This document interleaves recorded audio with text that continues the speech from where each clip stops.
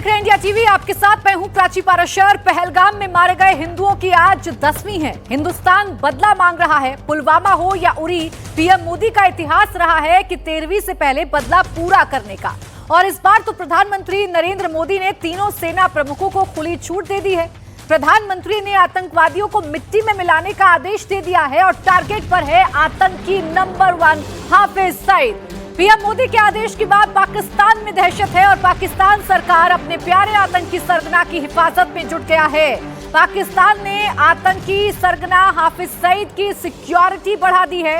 लश्कर chief के घर के बाहर 4 लेयर की सिक्योरिटी लगा दी है। पाकिस्तानी आर्मी के जवानों को तैनात किया गया है। लश्कर चीफ के ठिकानों के 4 किलोमीटर एरिया में सीसीटीवी लगाया गया है और पूरे इलाके की ड्रोन से निगरानी की जा रही है। तो पाकिस्तान जो एक तरफ भारत को गीदड़ भभकियां दे रहा है, तो दूसरी तरफ पाकिस्तान कैसे कांप रहा है भारत के डर से, इस बात से अंदाजा लगाइए कि वो आतंकी हाफिज सईद जो मोस्ट वांटेड है, जिसे यूनाइटेड स्टेट्स ने आतंकी घोषित कर दिया है, वो हाफिज सईद जेल की बजाय एक सेफ हाउस में है। और उस सेफ हाउस के बाहर भी उसकी सिक्योरिटी के मुकम्मल इंतजाम, पुख्ता इंतजाम पाकिस्तान की तरफ से किए गए हैं।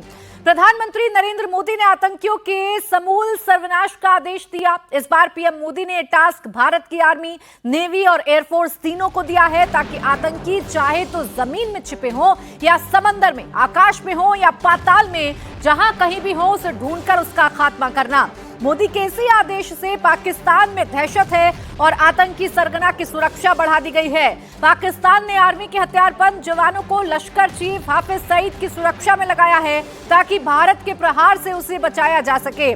भारत के डर से पाकिस्तान ने उसके लिए सेफ हाउस तैयार किया है, लेकिन भारत को उसका लोकेशन मिल गया है, उसका ठिकाना मिल गया है।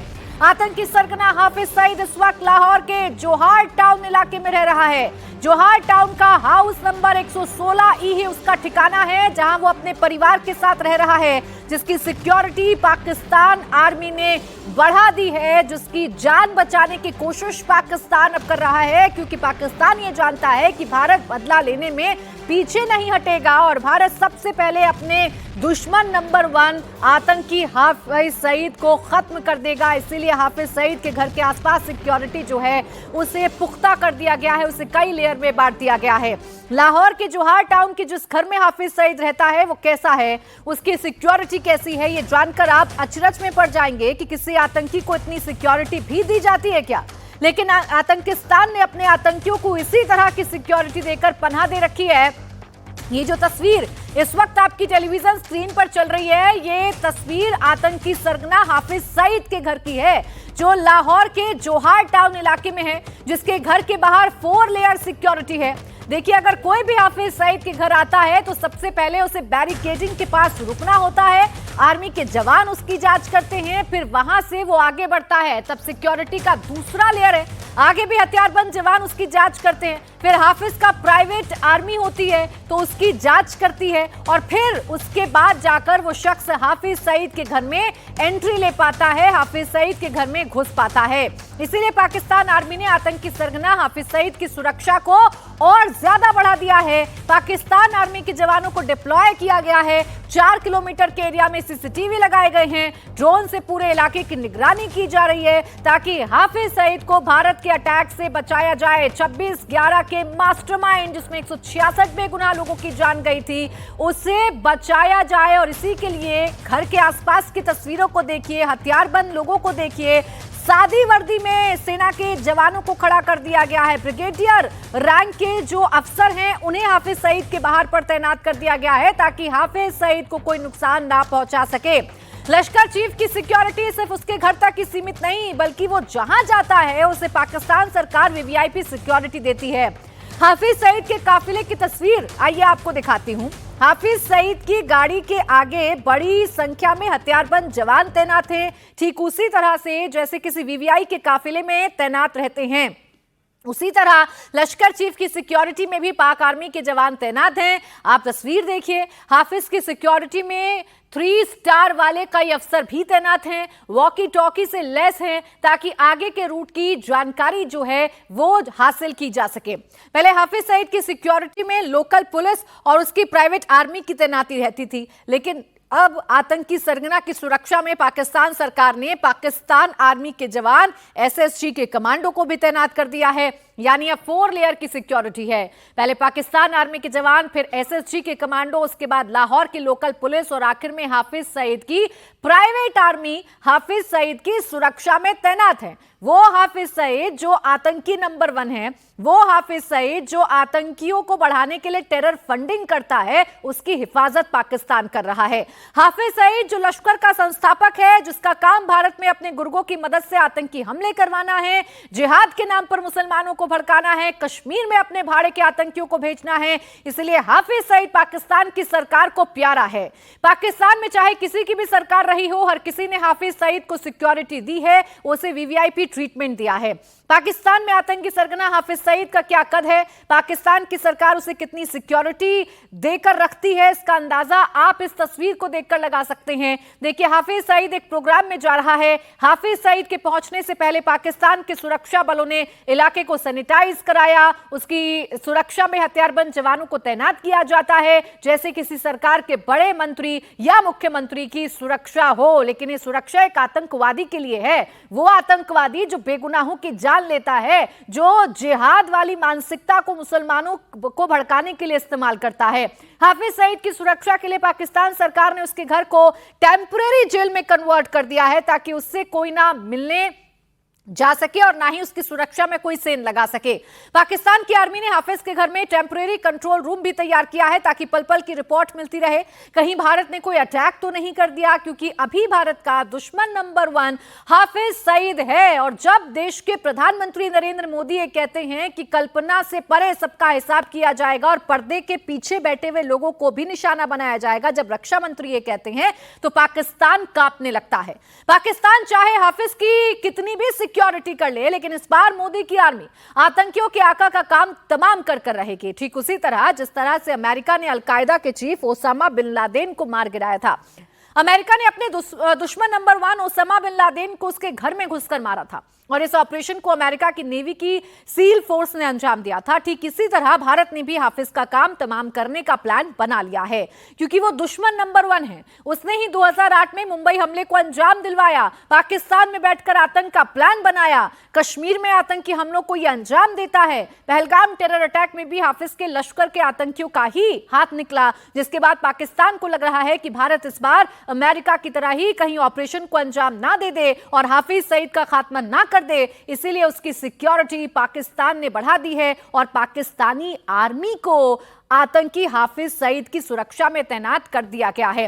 आतंकियों के सर्वनाश के लिए मोदी की आर्मी ने प्लान भी बना लिया है, टारगेट भी सेट है और अब तो टाइम भी सेट हो गया है। मतलब यह कि हाफिज सईद को कब मारा जा सकता है, इसकी डेट भी सामने आ गई है, क्योंकि हाफिज सईद 28 मई को लाहौर में अपने घर से बाहर निकलेगा। वो लाहौर में मीनारे पाकिस्तान कार्यक्रम में शामिल होगा। इस बात का ऐलान खुद हाफिज का डिप्टी चीफ सैफुल्लाह कसूरी ने किया है, जो खुद पहलगाम टेरर अटैक का मोस्ट वांटेड है। यही स्टेज हो और उम्मते मुसलमा के हमदर्द और गमखार फलस्तीनियों और मसरूम कश्मीरियों के मोहसन प्रोफेसर हाफिज मोहम्मद सईद यहाँ पे उम्मत के लिए बाकायदा तौर पे ऐलान भी कर रहे हूँ।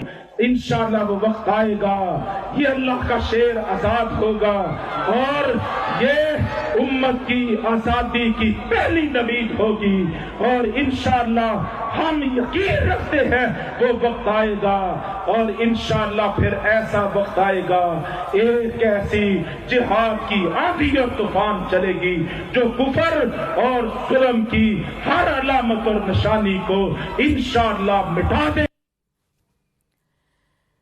मतलब अगर 28 मई को हाफिज सईद घर से निकला, प्रोग्राम में शामिल हुआ, तो शायद उस दिन ये खबर सामने आएगी कि भारत का मिसाइल उसे हिट करेगा, हाफिज सईद का खात्मा करेगा। और इसीलिए पाकिस्तान ने हाफिज सईद को बचाने के लिए हर मुकम्मल कोशिश कर ली है।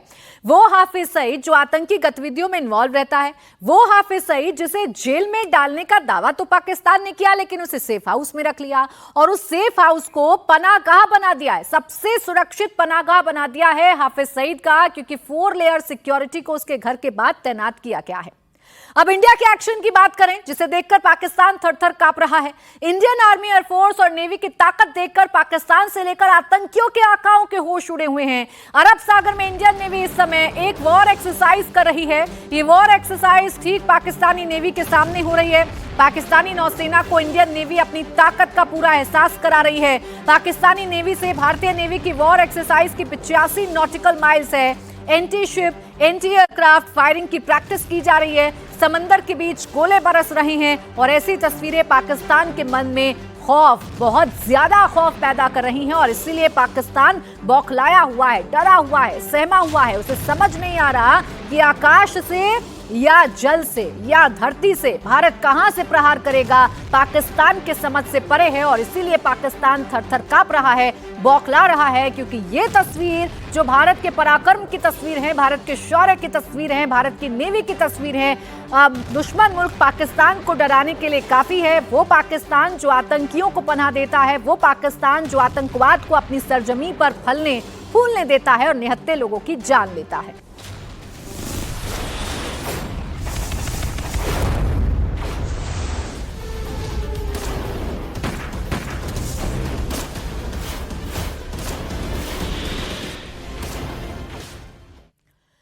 समंदर में नौसेना पाकिस्तान को आंख में आंख डालकर ललकार रही है, तो वहीं लाइन ऑफ कंट्रोल पर पाकिस्तान की गोलीबारी का सेना मजबूती से जवाब दे रही है। लगातार 7वें दिन पाकिस्तानी फौज की तरफ से भारतीय चौकियों को निशाना बनाया गया।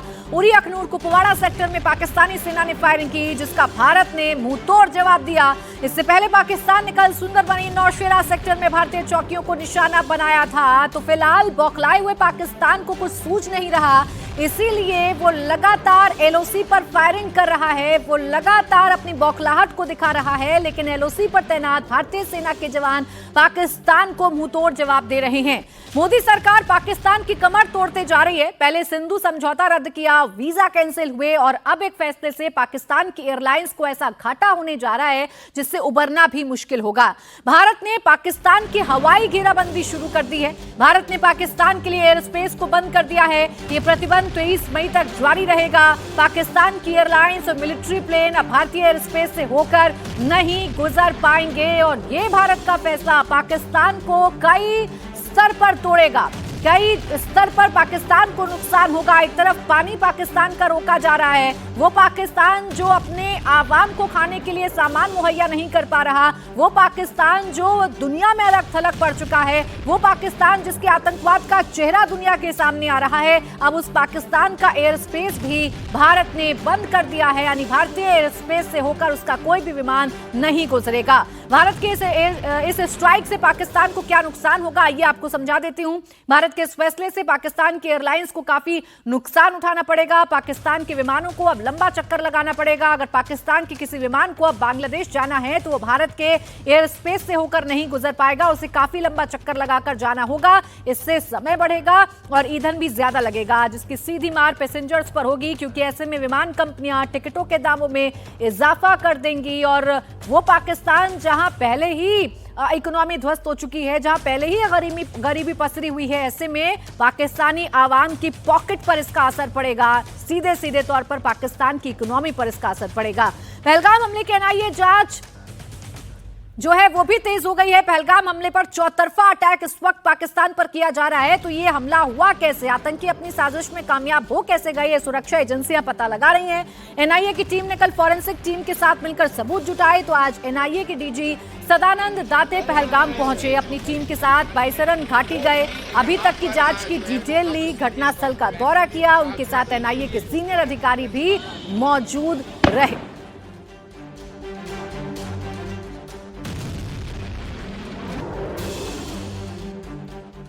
और इस बीच टेरर अटैक को लेकर एनआईए की जांच में एक और बड़ा खुलासा हुआ है। आतंकियों ने बैसरन घाटी के अलावा 3 और जगह की रेकी की थी। आतंकियों ने मददगारों के साथ मिलकर आरू बेताब वैली और एक अम्यूजमेंट पार्क की भी रेकी की थी। बैसरन के अलावा हर जगह सुरक्षा को देखते हुए आतंकियों ने लास्ट मूवमेंट में प्लान बदला और बैसरन में हमला किया। बताया जा रहा है कि आतंकी 2 दिन ट्रैकिंग करके बायसरन घाटी पहुंचे और घात लगाकर निहत्थे मासूम पर्यटकों को निशाना बनाया, उनकी हत्या कर दी। और भारत अब इन आतंकियों को ढूंढकर इन्हें तो नेस्तानाबूद करेगा ही, आतंक के जो आका हैं उन्हें भी नेस्तानाबूद किया जाएगा। यही वजह है कि बॉर्डर के उस पार डरा सहमा पाकिस्तान अब बौखलाया हुआ है। उसे पता है कि भारत बदला जरूर लेगा, क्योंकि भारत की सुरक्षा एजेंसियां फिलहाल बायसरन घाटी में हुए आतंकवादी हमले की जांच कर रही हैं। खुद एनआईए के डीजी मौके पर पहुंचे, हालात का जायजा लिया, अभी तक की जानकारी जुटाई, रिपोर्ट हासिल की कि आखिर इस आतंकी हमले को आतंकियों ने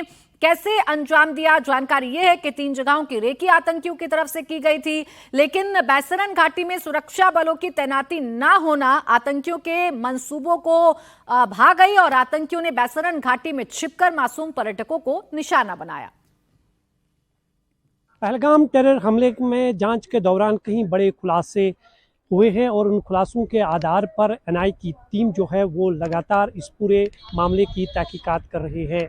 एनआईए के डीजी और कई बड़े ऑफिसर्स के अलावा जम्मू कश्मीर पुलिस की एक टीम जो है वो बायसरन स्पॉट पर पहुंची है और वहां पर हालातों का जायज़ा ले रहे हैं और ये पता लगाने की कोशिश की जा रही है, जो चश्मदीदों से जानकारी मिली है, जो वीडियोस सामने आए हैं, जो वायरल वीडियोस हुए थे, और उन सभी लोगों से पूछताछ की गई है। करीबन 3500 के आसपास लोगों को डिटेन किया गया, जिनसे लगातार पूछताछ की जा रही है और उसी जानकारी के आधार पर इस जाँच को जो है आगे बढ़ाया जा रहा है। जो जानकारी सूत्रों के हवाले से हमें मिली है उसके मुताबिक 1 हफ्ता पहले लश्कर के मिलिटेंटों का एक ग्रुप पहलगाम पहुंचा था और वो पहलगाम के इसी इलाके में मौजूद थे और जंगलों में थे। करीबन उन्होंने कहीं बड़े टूरिस्ट स्पॉट्स की यहाँ पर रेकी की और उसके बाद उन्होंने सबसे पहले बेताब वैली को चुना था, जहाँ पे उन्हें हमले को अंजाम देना था। लेकिन उन्हें लगा कि बेताब वैली में अगर हम इस हमले को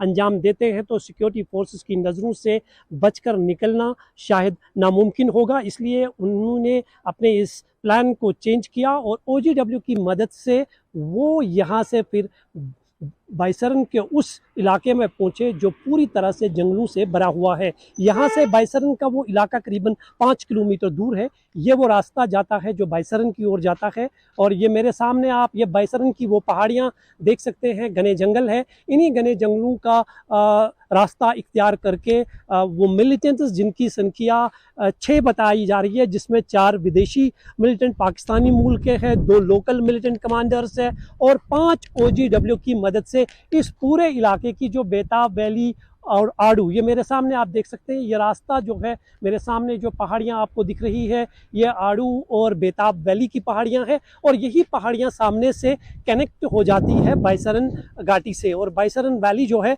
यहाँ से 5 किलोमीटर दूर है। पहलगाम के गुनहगारों का हिसाब तो होकर रहेगा, जिसके लिए सुरक्षा एजेंसियां मुस्तैदी के साथ काम कर रही हैं, एनआईए जांच कर रही है। इस बीच अटारी बॉर्डर का अपडेट भी आपको दे देती हूं। आज सुबह से अटारी बॉर्डर पर पाकिस्तानियों की भीड़ नजर आ रही है। पाकिस्तान ने बॉर्डर पर वापसी के सभी काउंटर सुबह 6 बजे ही बंद कर दिए हैं। मतलब साफ है कि पाकिस्तान अपने नागरिकों को वापस लेने से इनकार कर रहा है। पाकिस्तानी नागरिक काउंटर खुलने का वेट करते नजर आ रहे हैं। सबसे ज्यादा लाइनें जो हैं वो पाकिस्तानी नागरिकों की नजर आ रही हैं, क्योंकि भारत ये ऐलान कर चुका है, भारत ये घोषणा कर चुका है कि पाकिस्तानियों को अब भारत की सरजमी को छोड़ना होगा। एयर स्पेस बंद हो चुका है। तो अटारी बॉर्डर एक ऐसा जरिया है जिसके जरिए पाकिस्तान वापस जाना चाहते हैं, लेकिन पाकिस्तान को देखिए कि अपने नागरिकों की उसे फिक्र नहीं। काउंटर सुबह 8 बजे बंद कर दिए गए हैं और इसका खामियाजा पाकिस्तानियों को भुगतना पड़ रहा है, जो भारत में रह नहीं सकते और अपने मुल्क वापस जा नहीं पा रहे हैं। सीधा अटारी बॉर्डर की तस्वीर आपको दिखाऊंगी। अभय पाराशर मेरे सहयोगी हमारे साथ जुड़ गए। अभय, तस्वीरों के साथ जानकारी दीजिए, इस वक्त क्या हालात हैं अटारी बॉर्डर के, क्यों पाकिस्तान अपने ही नागरिकों से परहेज कर रहा है? देखिए, बिल्कुल प्राची, पाकिस्तान अपने नागरिकों को वापस पाकिस्तान के अंदर नहीं बुला रहा है, जिस वजह से पाकिस्तान के नागरिक इस तरीके से अटारी बॉर्डर पर परेशान हो रहे हैं। अगर आप यहां पे कतारें देखेंगी तो सुबह 10 बजे अमूमन जब भी यहां पर गाड़ियां आती थी, बीएसएफ उनके डॉक्यूमेंट चेक करती थी और गाड़ियां अंदर चली जाती थी बॉर्डर पर। लेकिन आज सब, क्योंकि डेडलाइन जो थी वो 30 तारीख तक की थी, लेकिन भारत सरकार ने आदेश दिया और आदेश देने के बाद ये कहा कि अगले आदेश तक जितने भी पाकिस्तानी नागरिक हैं वो अटारी बॉर्डर पर अपने पाकिस्तान के जो पासपोर्ट हैं वो चेक करा सकते हैं और उसके बाद सीधा पाकिस्तान में एंट्री कर सकते हैं। लेकिन आज सुबह जब ये आदेश आया उसके बाद पाकिस्तान की तरफ से दरवाजे नहीं खोले जा रहे हैं और जितने भी नागरिक हैं वो यहां पर इंतजार कर रहे हैं। इंफॉर्मेशन कोई नहीं मिल पा रही है। परिवार के साथ, पूरे अपने सामान के साथ, अपने पाकिस्तानी डॉक्यूमेंट्स के साथ प्राची यहां पर लोग बैठे हुए हैं। हमने कई बार इनसे बात भी की है। कोई जानकारी मिल पाई आप लोगों को कब तक जाने दिया जाएगा? यार देख रहे हैं, अभी सब्र करो, 5 मिनट देख रहे हैं, फिर पता चल जाएगा। नहीं, लेकिन फिर भी जब भारत सरकार ने ये आदेश दे दिया कि जा सकते हैं तो पाकिस्तान क्यों नहीं आप लोगों को एंट्री करवा रहा है? पता नहीं, हम इधर खड़े हैं, हमें वहाँ का क्या पता। तो अपने सरकार को, अपने देश को कुछ कहना चाहते हैं आप कि आप लोग बॉर्डर पर इंतजार कर रहे हैं, आप लोगों को एंट्री करवाए। आज सुबह से दरवाजे बंद किए हुए हैं, जब दरवाजे नहीं खोलेगा तो कैसे आपको जाने दिया जाएगा? हम अपील करते हैं वो हमको एंट्री करवाएं।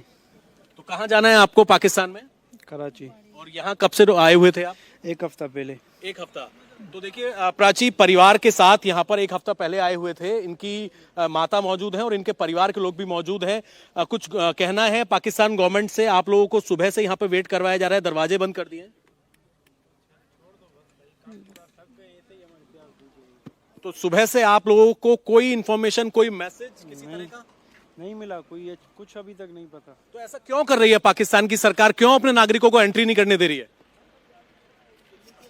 तो देखिए और भी लोग हैं यहाँ पर। तस्वीरें अगर मैं आपको दिखाऊं, अगर हम गाड़ियों की गिनती करना शुरू करेंगे तो 3, 4, अगर आप आगे तक देखेंगे तो कम से कम 25-26 गाड़ियां यहाँ पर खड़ी हुई हैं। और दोपहर का वक्त हो गया है, कई लोग गाड़ियों से उतर के, क्योंकि बहुत धूप है, बहुत गर्मी है, आसपास के ढाबों में बैठ गए हैं। क्या नाम है आपका? कहाँ जाना है आपको? अनिल नाम है मेरा। मैं भाभी को छोड़ने आया हूँ। आपकी भाभी पाकिस्तान के डॉक्यूमेंट्स? पाकिस्तान डॉक्यूमेंट्स पे हैं, अपन डिपार्चर करवा के आए हैं। हाँ। अभी हम रास्ता खुलने का इंतजार कर रहे हैं। तो आज भारत सरकार ने तो ये आदेश दे दिया कि जाने दिया जाए पाकिस्तान, लेकिन पाकिस्तान दरवाजा नहीं खोल रहा है। क्या बोलना चाहते हैं? क्यों नहीं खोल रहा पाकिस्तान?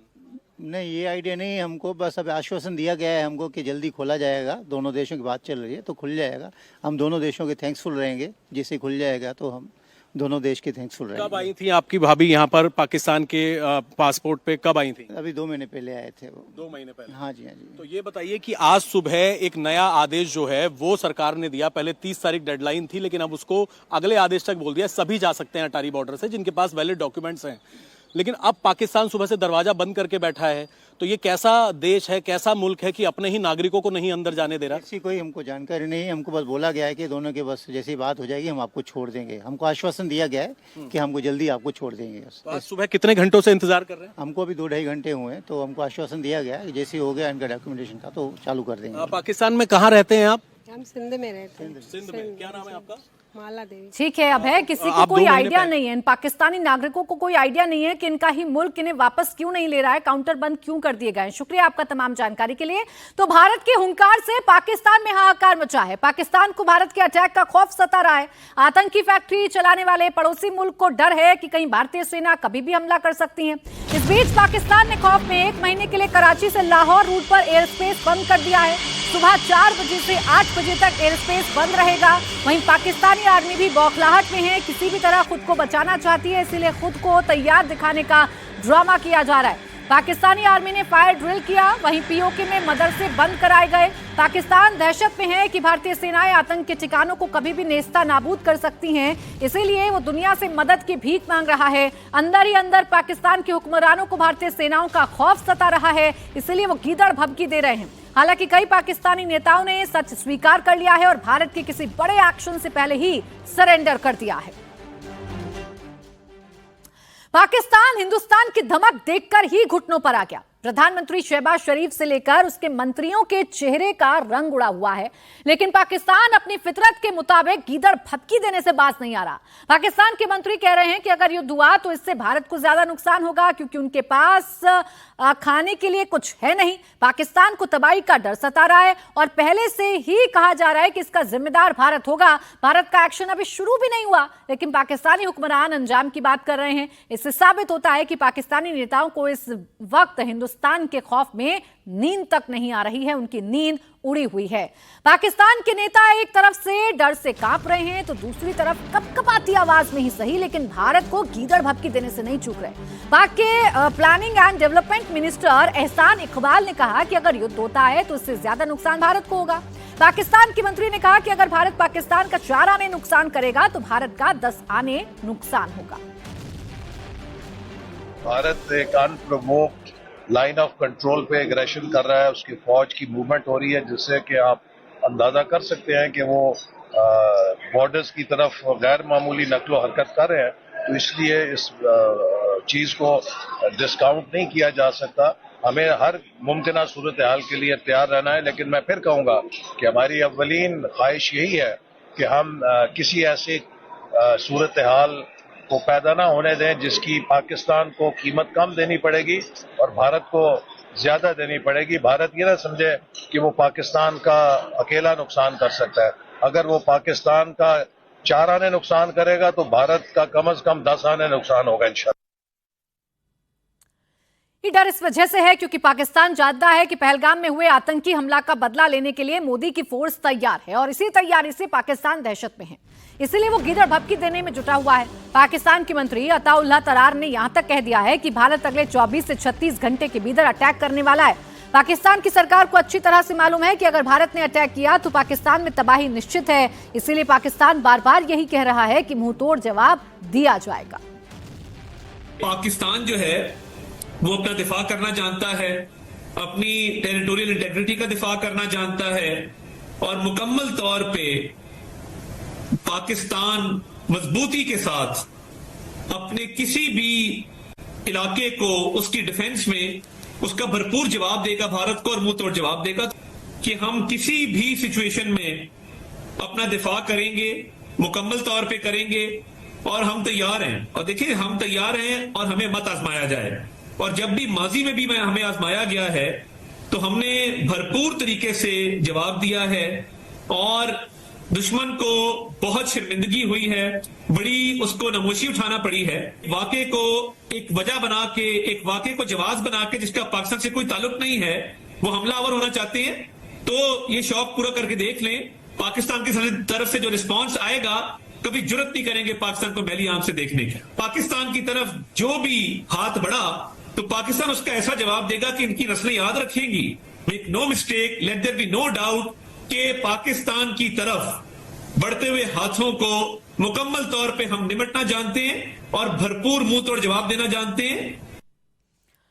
तो पाकिस्तान अपनी गीदड़ भभकियों से अपने आप को विश्वास दिलाने की कोशिश कर रहा है क्योंकि इतिहास तो ये कहता है कि पाकिस्तानी आर्मी जब जब हिंदुस्तानी आर्मी के सामने आई है तब तब उसका खात्मा हुआ है, तब तब पाकिस्तान को हार का सामना करना पड़ा है और इसीलिए पाकिस्तान आर्मी हिंदुस्तान फौज के युद्धाभ्यास से घबरा रही है।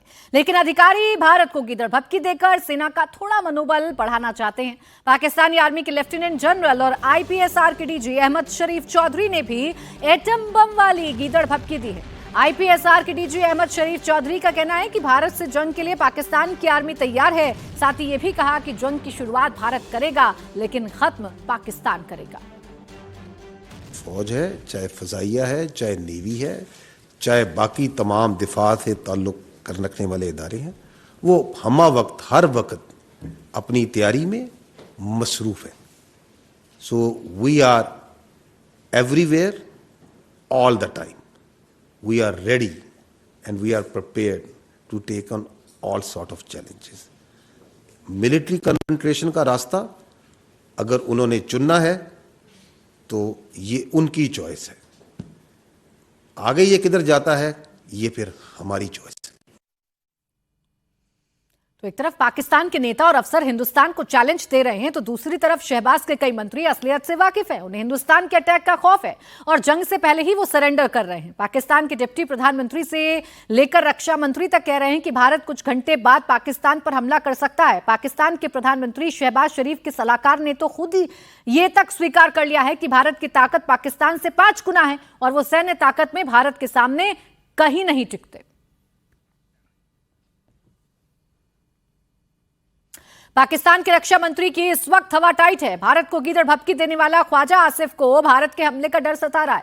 ख्वाजा आसिफ ने कहा कि हम भारत से जंग नहीं चाहते। जैसे जैसे टाइम बढ़ रहा है टेंशन और बढ़ती जा रही है। भारत के अटैक से अब दुनिया ही बचा सकती है। आपको बता दें कि कुछ दिन पहले तक भारत को धमकाने वाले ख्वाजा आसिफ की अब हेकड़ी निकल गई।